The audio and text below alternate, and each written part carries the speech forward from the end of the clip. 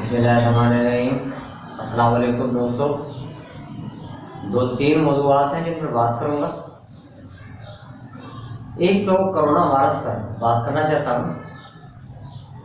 Corona virus वाकई मौलिक बीमारी है और ये पाकिस्तान में दाखिल भी हो चुकी है। चाइना में फंसे हुए जो बच्चे हैं, मैं समझता हूँ कि अब उनको वापस ले आना चाहिए जो बीमार नहीं है, क्योंकि हमारा पाकिस्तान का जो मौसम है ये थोड़ा सा गर्म है, चाइना का सर्द है। यहाँ जो बच्चे आ जाएंगे, यहाँ ये बीमारी कोई नुकसान नहीं कर सकेगी। नंबर दो, मैं ये बात करूँगा, ये जो औरत मार्च हो रहा है, आप सब दोस्त जानते हैं कि मैं इंसानी हकूक़ पर काम कर रहा हूँ, जिसमें वुमेन राइट्स हैं, चाइल्ड राइट्स हैं, इन पर काम करता हूँ। वुमेन राइट्स हैं ज़रूर हमारे माशरे में, बल्कि इस्लाम के अंदर वुमेन को पूरी बराबरी का दर्जा दिया गया है। बल्कि मैं ये समझता हूँ कि ख़वातीन को तो वो दर्जा दिया है इस्लाम ने जो दुनिया के किसी मज़हब ने नहीं दिया। कहीं एक औरत माँ है, कहीं बीवी है, कहीं बहन है, तो इससे बड़ा दर्जा क्या चाहिए। ये औरतें जो वुमेन मार्च करना चाहती हैं अपने हकूक़ के लिए, जिसका नाम कुछ ये नाम नेहाद लीडर, जो आपकी ख़वातीन जो हर वक्त कोरोना वायरस की तरह हर हुकूमत में चमड़ी रहती हैं, वो मेरा जिस्म मेरी मर्जी जैसे अलकाबात दे रही हैं, औरतों को भड़का रही हैं। ये बड़ा शर्म का मकाम है।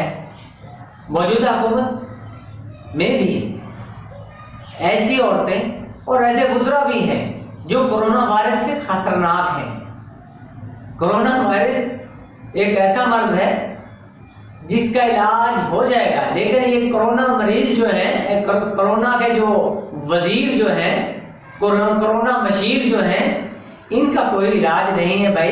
ये हर हुकूमत में कौम के साथ कोरोना वायरस से ज्यादा चमटे हुए हैं।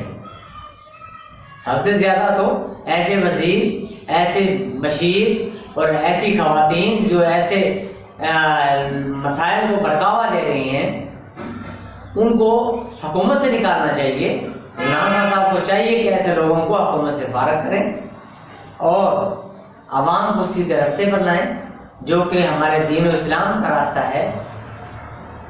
उधर इंडिया, हमारा पड़ोसी मुल्क, मुसलमानों पर जुल्म सितम पहाड़ तोड़ रहा है, बहुत ज्यादा जुल्म कर रहा है, मुसलमानों के घरों को जलाया जा रहा है।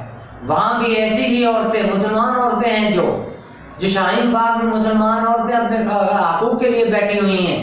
वो नाम नेहाद लीडर वहां की, कल मैं सुन रहा था कि बहुत गलत बातें कर रही थी वो। ऐसी औरतें, ऐसी मुसलमान औरतें भी काबिल मज़म्मत हैं। और इंडिया वालों, आप डटे रहो, अपने हकूक़ के लिए डटे रहो।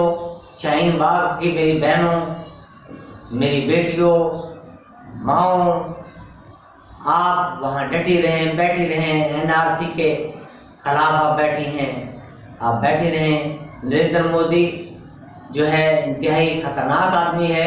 मैं ये समझ रहा हूँ कि मुसलमानों ने जो केजरीवाल को वोट दिया है, जो CM बनाया है, मुझे तो ये भी लग रहा है केजरीवाल जो है ये भी गुजरात का कसाई बन गया है। हो सकता है कि एक CM चाहे तो उसके सूबे के लोगों को हकूक़ न मिले, तो CM है दिल्ली का, वो जनाब केजरीवाल साहब, आपको मुसलमानों ने वोट दिए हैं, आप मुसलमानों के हकूक़ की हिफाजत भी करें, आपका गुजरात का कसाई ना बने। मैं समझता हूँ कि आप भी नरेंद्र मोदी के साथ मिलकर, नरेंद्र मोदी गुजरात का कसाई है, आप भी गुजरात के कसाई के साथ मिलकर कसाई बन चुके हैं। मुसलमानों का हकूक़ के लिए बात नहीं कर रहे।